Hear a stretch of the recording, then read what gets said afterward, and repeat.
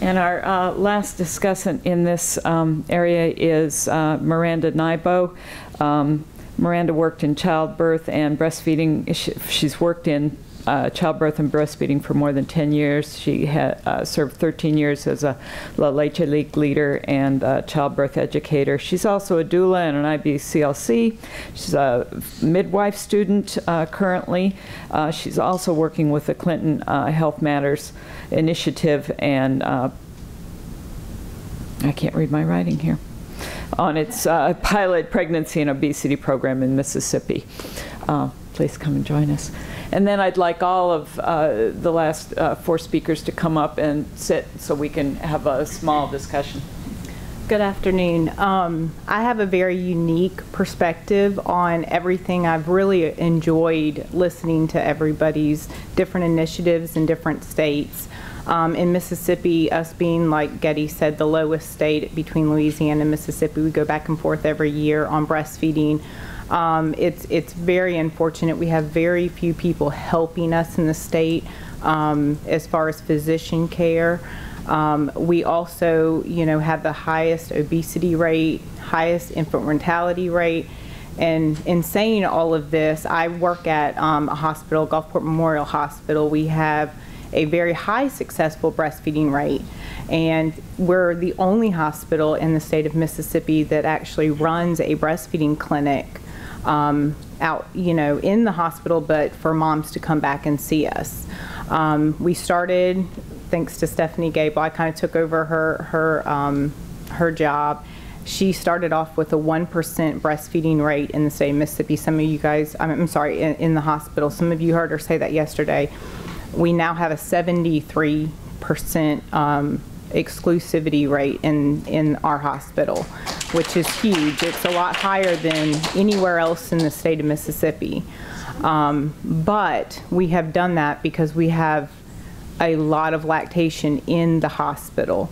And I'm very fortunate to do that.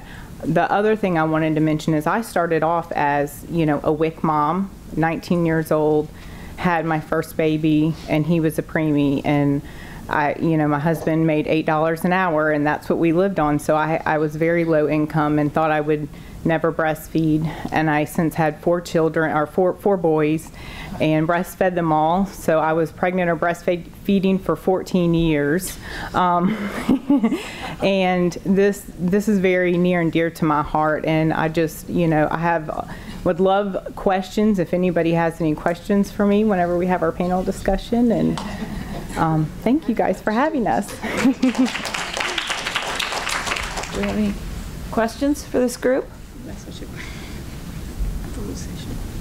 Here we go. Yeah, 1% to 73%. Wow. Well, Stephanie Gable, is this on?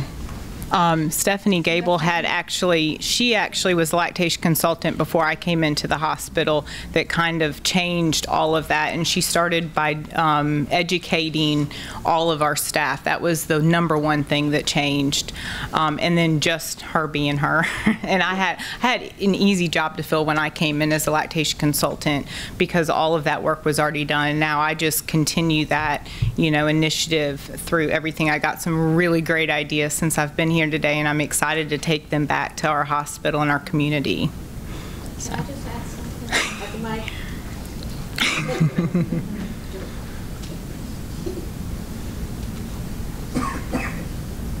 For those of you, Stephanie Gable, Gulf Coast, Mississippi. For those of you that weren't here last night or yesterday, I was just saying, to go along with what Miranda said, education, education, education. It took training 215 nurses single-handedly with a 9-hour curriculum to go from 1% to 72% when I was here. Now Miranda's carrying that torch, and she has seen 73%. So education, staff education, education. So the point is, it can be done in Mississippi, but we just need to, in anywhere, but we need to expand that through the state. So. Hi, my name is Kim Moore, United Methodist Health Ministry Fund, Hutchinson, Kansas. And I just want to follow up a little bit, Getty, on this issue that it's been gone around several times today about this IBCLC and other certified lactation consultants and their ability to bill. I don't know the status of that issue around the country. I don't even know the status of that issue in Kansas, but you know, frequently there are two issues. One is the provider's licensed, but like we have lots of licensed providers in mental health who still can't bill. So I want to be sure I'm understanding what the pathway for change here is. I mean, is it, because I think our friend from the Federal Department of Defense suggested that IBCLCs could work under a physician, and then the physician could bill for those services. So I just want to get I'm not trying to pick on you. I'm just trying to figure out what is the. I don't believe I'll try that. I just want to be sure I understand.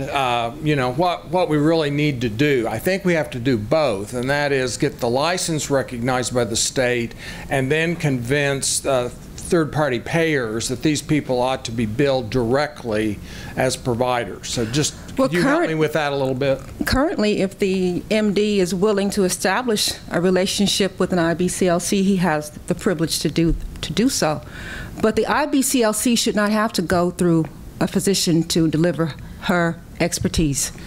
The mom should not have to go through the physician to get to the IBCLC. By the time that happens, it may be too late. And so, according to what I've learned from all three insurers in my state, because I was actually able to get a contract to deliver services for United Healthcare. How did I get it? Because my medical director of my consulting business happens to be a doctor. UHC didn't care about his experience. They didn't care how we were going to staff. If we had an IBLC on staff, they only wanted his license information for credentialing. And I have talked to each and every one of the insurers in my state, and they've all said the same thing. We need a state-issued license. All right? So Stephanie may be able to add more to that, but that's all I know about the issue. Well, I want to be clear that I don't, I know we're here at the Academy of Breastfeeding Medicine, and we have a bunch of physicians in this room that know a lot about lactation, but I would suggest that that's not true in many parts of the country. Definitely. You know, we just made a grant to the University of Kansas to implement lactation education for physicians and residents. So I know there's a real hole here. So I want to be clear, I'm not making the argument that physicians ought to be the switch here, but I just want to be sure we understand the path to get what we want. And I think it's going to require both, and that is licensing and then convincing the insurance companies to make these credentialed providers. So we only have one MD in the state of Mississippi that specializes in breastfeeding. So right, and as far as education, I am now still working with the only state, the only medical center in the state of Mississippi that has a medical school, and at this point they still remain interested in providing an exclusive breastfeeding course, which I've solicited them to do. As I said before, we need to change policy, and that policy, those changes need to happen in many areas, and the academic world is just one of them.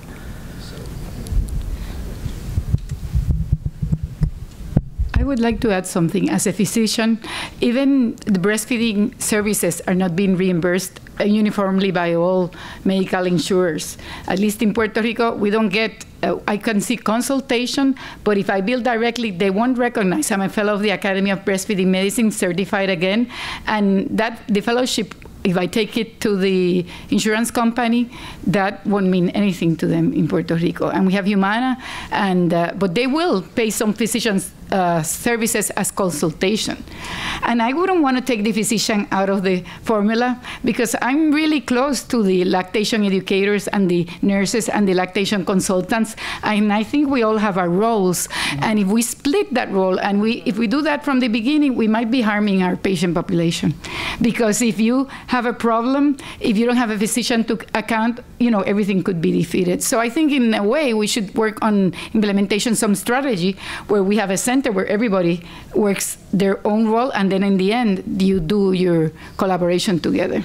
That sounds very ideal, but I don't think it's very physicians tend to be very arrogant. And physicians don't know everything. And I am not anti-physician, but I know they have a certain expertise, and for most of them, lactation simply isn't it. And I don't think the mother should suffer and the baby should suffer because the physician needs to get paid too.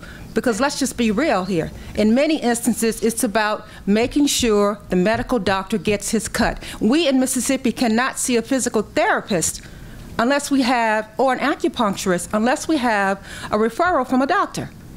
They know nothing about physical therapy or acupuncture, but it's all about the medical association making sure that their members are being paid. So, look, it's up to each state. I don't know that we're going to do it. All I'm saying is most of the physicians in Mississippi are not qualified to deliver that service. The IBCLC is. And I'm not one, so I have no conflict of interest. Well, Rochelle Charles from BCU. Changing the topic slightly, actually I had a question about a Puerto Rico partner. So you had mentioned in your presentation that you know that there's a migration to the states. Are you currently linking with partners in those states that we know that the migration is coming, so that there's any type of cross collaboration as far as how we're educating those mothers and families that are coming into the states, because you've already identified the migration? Well, not really. It's like when you move from state to state. I mean, we could make referrals for our patients, and we could make, through our physician network, we could make referrals, but it's like if you move from one state to the other, what kind of collaboration are we getting? I'm at odds about what's happening, so.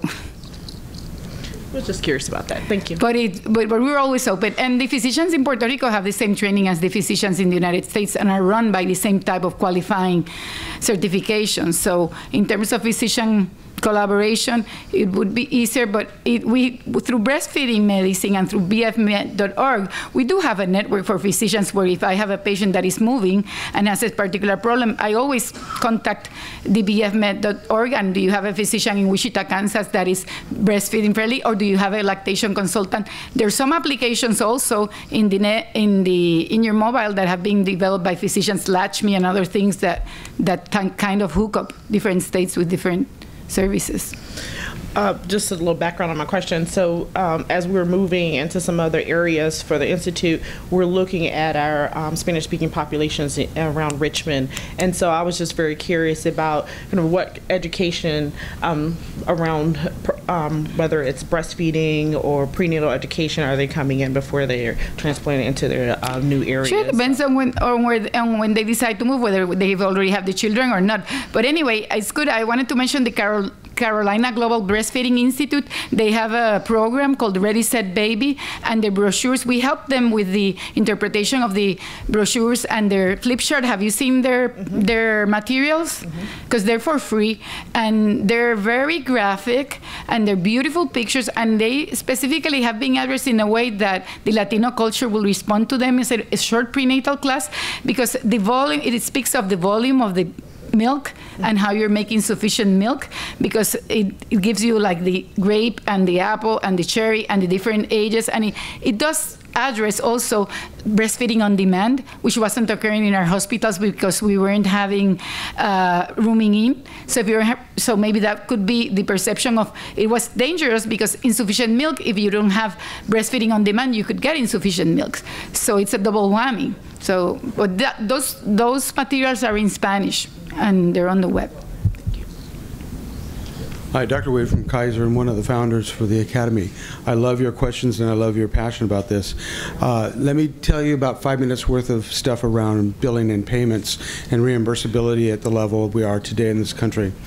There is no reimbursability, and you're correct, with regards to how a payer from an insurance company is going to reimburse something for an activity. It is governed by and large by Medicare, believe it or not, in the structural billing for hospital billing versus professional billing. And hospital billing, I'm going to just segregate that for a moment. Under hospital billing in this country, a doctor has to do all the work, or refer someone, or within their own structure have a department in which referrals are sent within a department in order to actually have the hospital return money back from a payer back to them to reimburse then the doctor. For example, the facility fee charges in a hospital, that's all your bed, hospitals, et cetera, all of those services that are there are bulked together, and they're under CMS guidelines and regulations for Medicare primarily. Medicare for most of the processes is 51% of the revenue projections for most hospitals. Comes from a Medicare pool, basically. In that state, then, it doesn't matter where we're at, Mississippi, California, wherever it's at, that 51%, the guidelines for how you would reimburse other professionals, if I can call it that, and let's just use professionals for the moment, whether it be a nurse practitioner who has furnishing license, not furnishing license, as an RN is providing a service in a remote area of the state versus a city area, those designations by CMS divide those up. And CMS sets the rule for the facility fee. The professional fee, however, is under the guidance of the physicians professionally in medicine. And that's the area that I think we can make the biggest change in. And it is moving from a fee-for-service country, basically, into a more global group practice of medicine that this can operate in. And when I joined Kaiser in 1980, well, the reason was because as a large group, we could exercise some of these things, and I'll give you an example. The first example is nutritionists that you have in a hospital are under the auspices of the hospital, but not the doctors. And they get reimbursed for their services. Don't you find that weird? All right? That is very weird, because the doctors who actually have the ability to govern that process aren't the governors of that. Yet if you come out into the clinical area, you need a clinical nutritionist with a clinical degree, which is a master's level degree, to be able to submit a bill for payment for things when a doctor says, I need a metabolic nutritionist or whatever to see this patient. That referral to that person, there's a level of percentage that can come back for the reimbursement piece. Those are conflicts of interest, and those are in CMS, the guidelines, all right? They know those conflicts, and they do not address them, all right, anywhere. But I'm going to let you know how you can begin to think about this. So, for example, when I created a Department of Preventive Medicine as a model, it was not for preventive medicine's sake or public health's sake. It was to say which professionals in preventive medicine can execute under the authority of a physician's license. And by the way, as a physician, I can get money back in my practice if I tell you to go do X, Y, Z, and I wrote down a policy and procedure, how you have been instructed, educated, and I will swear to God, all right, before CMS, that I actually educated you and I maintain that education. And whatever you did and I told you to do, you can receive professional or percentage of that back. When we have an individual practice and not a group practice, it is very hard for an individual doctor to do that. But within a group practice, or what is a semblance of a group practice, you can execute those processes. So, for example, a nurse who has a furnishing license, and in the state of California, this is in all the states, to order medicines and to do laboratory tests, et cetera, whether it's rural or inner city, they have to have a doctor in that state with a state license to actually certify them, and it's up every single year. Now, just think about what you could do with the nurse practitioner, one, who was a lactation consultant and had a furnishing license, and you had a breastfeeding practice that did both inpatient rounds, clinical rounds, under the authority of a program that one doctor sets up and actually trained each one of them to do the exact correct thing, monitors them, and submits the bill in the appropriate documentation that is integrated into the note that actually points back to the policy. CMS cannot violate their policy and will refund money, different percentages, et cetera, accordingly. But let me tell you, that's a lot of work, okay? A lot of work. But I'm letting you know that there is a crack that we have found in that process, and eventually that crack will become a huge chasm and it will divide out. That will mean more than likely, whether it be lactation consultants, especially nutritionists. You want a diabetic specialist nutritionist, you're going to pay a lot of money to hire that person. It's $125 grand a year to have a nurse who's been trained in metabolic nutrition and is dealing with the diabetic with the specialty of comorbidity management right now. Still under my auspices to sign for that, but I'm paying her salary twice what I would do a nurse in that same thing. But it's reimbursable at today's rates. This little chasm, though, is going to be noticed, and you'll notice it in virtual medicine, which is really a face-to-face chink in the armor. So when we say, I'm going to call a patient, we're going to do a video conferencing, I'm going to see you for dermatology or whatever, and I document on that, the patient has agreed by HIPAA to be able to be my patient, location of service is going to be XYZ. CMS already has stated they're not going to be able to challenge that visit. They might say it's not worth reimbursing, but that's not their decision. all right? That's happening today. That's part of my team, and I work for not you or anybody else, but the patient, basically, in that sense. When Kaiser goes to Washington, we sit at these meetings. I was here just 2 weeks ago, arguing this very thing.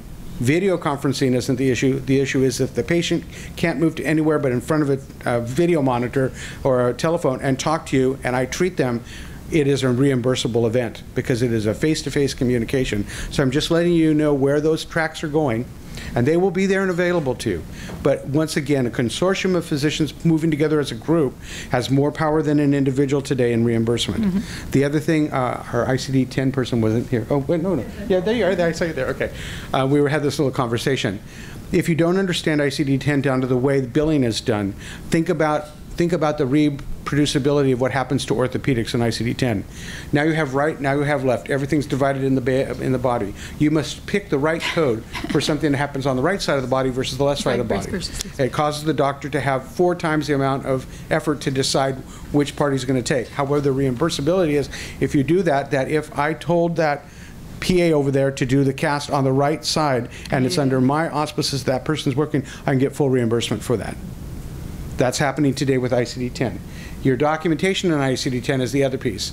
I had to say that this is per my policy XYZ, that this person has been instructed to that, and we put that in the MDM calculation that is in electronic health records today. That's the reimbursement part in the back. Says this person was in this department, in this location of service, under this license, and this is the policy and procedure. It's only done one time, and then it goes out on all of those visits.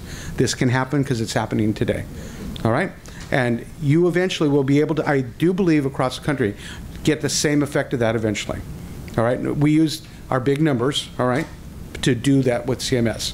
And with faithfulness, by the way, because in the last, since 2004, when we went live with the model that we have, I've had 1 error in billing, and we've billed over 255 million bills to Medicare.